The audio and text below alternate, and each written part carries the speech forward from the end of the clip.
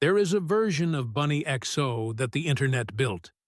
The tattooed, unapologetic woman who stood next to one of country music's most unlikely stars and made it look effortless. The podcaster. The businesswoman. The wife who loved a man the world had written off and helped prove them wrong. That version was real. The cameras caught it. The fans believed in it. Millions of people watched that relationship and felt something they needed to feel. That love could survive a hard past. That two broken people could build something whole. That version is gone now. What's left is something harder to package and much harder to look away from. In a conversation with Denise Richards, two women sitting across from each other with the particular stillness of people who have already done their crying, Bunnie XO said something that most people in her position never say out loud. She said the lies, the affairs, and the betrayals had caused a trauma so deep that it, in her own words, literally rewired my brain.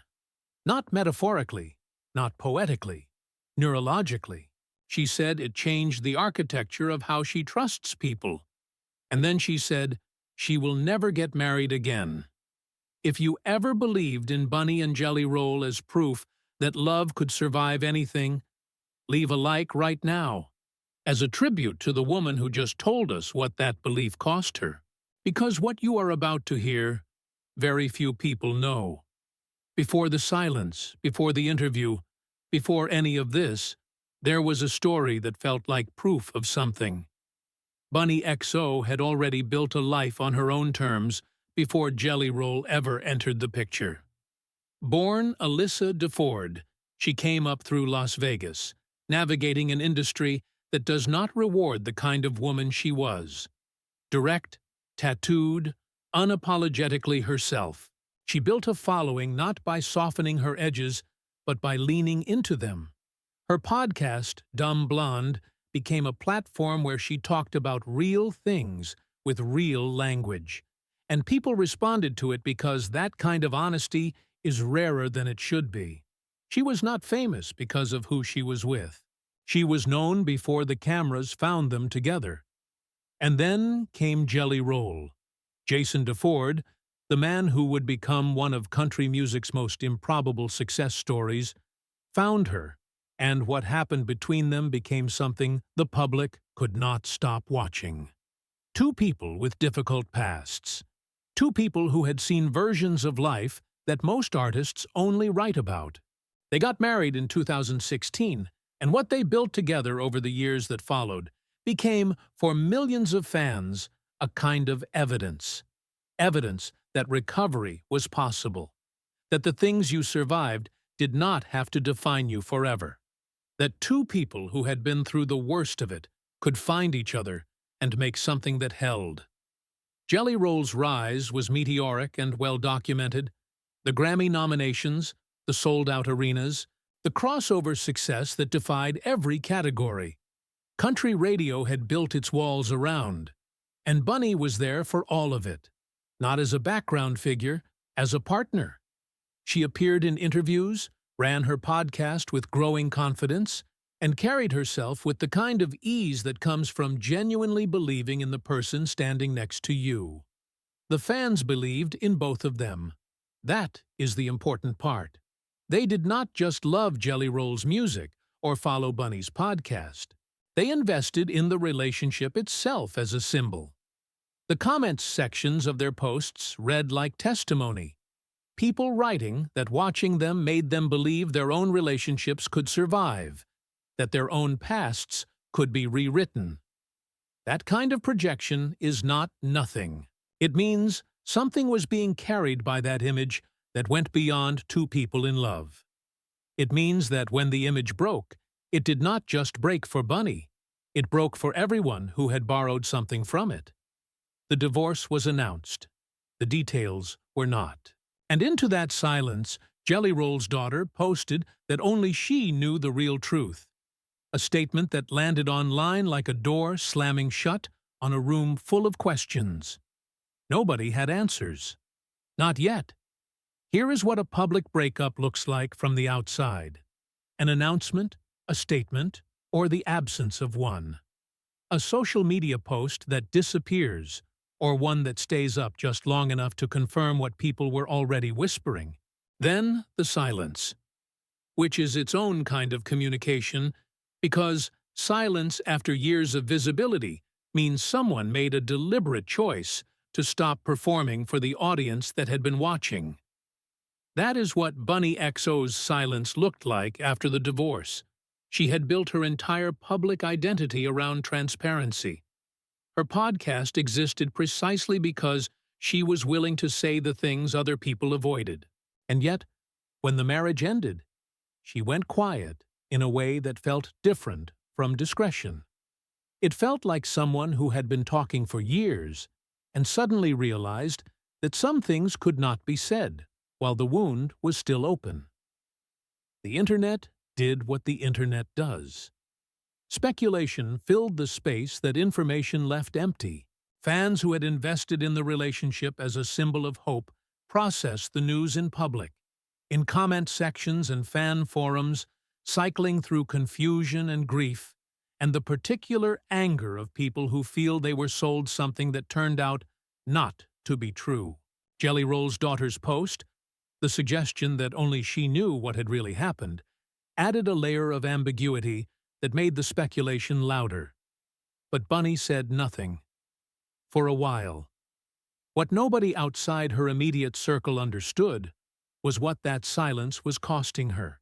Because the version of Bunnie XO that the audience had watched for years, the one who sat comfortably next to her husband in interviews, who talked openly about their life on her podcast, who carried herself with the ease of someone who had found solid ground, that version had been doing something that looks easy from the outside and is never easy from the inside. She had been performing stability inside something that was not stable. She had been showing up for the image while the reality behind it was doing something to her that she would not find the language for until she was sitting across from Denise Richards. And here is what nobody who followed them understood until that interview. The distance between what Bunnie XO showed the world and what was actually happening inside that marriage was not a small gap. It was not the ordinary gap between public life and private life that every couple maintains. It was the kind of distance that accumulates over time when the same thing keeps happening and you keep finding a way to believe it will stop. It did not stop. And what it left behind was not just a broken marriage. It was something she described in neurological terms, because ordinary emotional language was not enough to explain it. The interview with Denise Richards was not a press tour. It was not a carefully managed rollout designed to control a narrative before someone else did. It was not the kind of conversation that gets workshopped by publicists and trimmed of anything that might land wrong. It was two women talking, and one of them said something that publicists would never allow if they had been in the room. Bunnie XO said that the lies, the affairs, and the betrayals caused a trauma that literally rewired my brain. Those were her words. Public. On record. Said with the particular calm of someone who has already processed the rage and come out the other side into something colder and more permanent than anger. Let that land for a moment. Not that the marriage was painful. Not that the divorce was hard. Not that she is still healing and taking it one day at a time. She did not use the language of grief, which implies something that moves through you and eventually passes. She used the language of neurology. She said that what happened to her inside that relationship changed the physical architecture of how her brain processes trust. That is not a metaphor. That is a woman telling you that repeated betrayal, not one instance, not one moment of weakness, but a pattern sustained long enough to become the structure of her daily reality, does not just hurt you. It rewires you. It changes what feels safe. It changes what your nervous system recognizes as normal. It changes the baseline from which every future relationship will be measured. And the betrayals she named were specific. lies, affairs, plural, a pattern, not an incident. She did not describe a single catastrophic moment of infidelity that broke everything at once. She described something that accumulated, that built itself into the foundation of their life together, while the public image of that life was being amplified by millions of followers who had no idea what was happening underneath it. That is the part that carries the most weight. Because the public image of Bunnie and Jelly Roll was not just visible, it was actively held up as proof of something. And every time a fan posted that, watching them gave her hope. Every time someone commented that their relationship was evidence that love could survive a hard past, Bunnie XO saw it. She was online. She ran her own platform. She knew exactly what people were projecting onto her marriage, and she kept showing up for it. That is what the image cost her. Not just the private pain of betrayal, which would have been enough, but the specific, compounding weight of performing a symbol for an audience, while the reality behind that symbol was dismantling something in her she will not get back. She said she will never get married again. Not as a statement of bitterness, not as a threat or a provocation, as a conclusion. The kind that comes from someone who has done the work of understanding what happened to them and arrived somewhere that is not grief anymore. It is just clarity. Cold. Permanent. Hers. But what does it mean when a person's capacity for that kind of trust does not just break? It restructures itself around the damage. That is the question the interview left open. And it is not the only one. There is something that gets lost when a person becomes a symbol. The symbol takes up all the oxygen. The symbol is what people talk about, what they project onto, what they mourn when it disappears.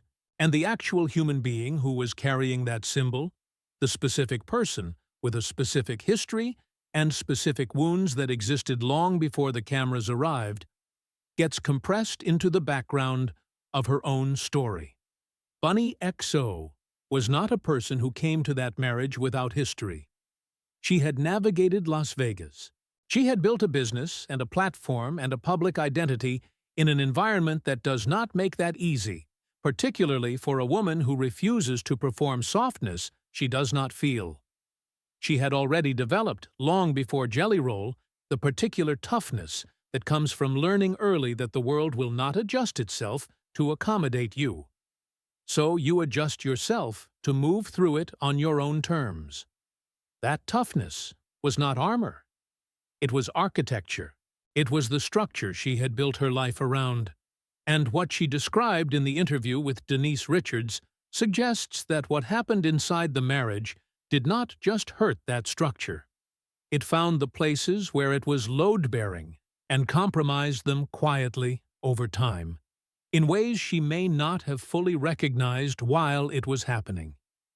That is the particular cruelty of repeated betrayal within a relationship built on trust. It does not announce itself. It does not arrive as a single devastating event that you can point to and say, that is where everything changed. It accumulates. It revises history as it goes, making you reinterpret things you thought you understood, question things you thought were solid, doubt the accuracy of your own perception. And because it happens inside a relationship that is simultaneously being held up publicly as a symbol of love and redemption, the dissonance between what you are experiencing privately and what you are representing publicly becomes its own kind of weight. Denise Richards understood something about that weight. She has lived a version of it. Different details, different marriage, different public narrative. But the specific experience of having your private pain exist in permanent tension with a public image that millions of people have opinions about. That she knows. Which is perhaps why Bunnie chose that conversation to say what she said. Not a press junket. Not a solo interview designed to control the story. A conversation with someone who already understood the gap between the image and the reality, and would not need it explained. What Bunnie said in that room was not performance. It was the first time she spoke as herself, without the marriage as context. And what she chose to say tells you everything about what the marriage had been costing her long before it ended. The declaration landed quietly, not as a headline engineered for maximum impact, not as a statement released through a publicist at a calculated moment. It came out in conversation, the way the most honest things usually do. And then it spread the way honest things spread when they cut close enough to something real. Bunnie XO will never get married again. The internet received it the way it receives everything, in fragments, out of context, filtered through the particular lens of whoever was doing the sharing. Some people read it as strength, some read it as damage, some read it as both simultaneously, which is probably the most accurate response, because those two things are not mutually exclusive in a person who has been through what she described. But here is what the reaction missed. This was not a woman in the acute phase of heartbreak saying something she would walk back in 6 months when the pain had softened. The calm with which she said it was the giveaway. There was no performance of devastation, no tears weaponized for sympathy, no carefully constructed vulnerability designed to win a public that had been watching her marriage as entertainment. There was just a woman who had done the work of understanding what happened to her, and arrived at a conclusion. The conclusion was this: what she experienced inside that marriage did not just end the marriage. It changed what marriage means to her as a concept. Not because she is afraid of love in the abstract, but because what repeated betrayal does to the brain's architecture, the literal rewiring she named, means that the particular kind of vulnerability that marriage requires is no longer something she is willing to offer. She is not closing a door in anger. She is closing it with full understanding of what is on the other side. That is the consequence that never makes it into the public accounting of a celebrity divorce. Not the legal settlements, not the custody arrangements, not the real estate. The consequence that matters is the internal one. The part of a person that gets restructured by sustained betrayal and does not restructure itself back when the relationship ends. Bunnie XO named that consequence out loud. In neurological terms, with the steadiness of someone who has already accepted what it means. And what it means is that the woman the world watched build a love story with Jelly Roll is not the same woman sitting across from Denise Richards. The marriage did not just end. It changed her. Here is what Bunnie XO's story is actually about. Not the divorce, not the speculation, not the post from Jelly Roll's daughter that opened a door and immediately closed it again. Those are the details that the internet argued over. They are not the point. The point is what happens to a person when the thing they represented publicly, hope, redemption, proof that love survives a hard past, turns out to have been costing them something private and irreversible the entire time. The point is that Bunnie XO sat down with Denise Richards and did not perform recovery. She reported it, with clinical precision, with the language of neurology rather than heartbreak. And in doing so, she gave language to something that millions of people have experienced and never found the words for: the specific damage of sustained betrayal inside a relationship you believed in completely. She walked into that interview as the woman the world had built a story around. She walked out as the woman who told you what that story cost her. Those are not the same woman. And she knows it. And she said so. Which leaves one question hanging in the air. The one her declaration does not answer, and perhaps cannot. When trust gets rewired rather than just broken, when the damage is architectural rather than emotional, is the decision never to marry again an act of self-protection? Or is it the last thing the betrayal takes from you? She did not say. Maybe she does not know yet. Maybe that is the only honest answer left.